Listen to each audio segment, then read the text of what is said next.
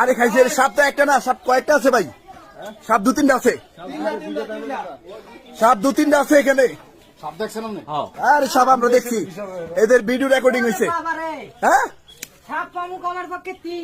তিনটা, আল্লাহু আকবার, তিনটা ফামু আজকে। দর্শক এই আমার মেরো না ভাই, এই লাঠি রাখ ভাই, লাঠি ঠিক রাখেন। হ্যাঁ বলবি একটা আপনি রাখবেন, আচ্ছা ঠিক আছে।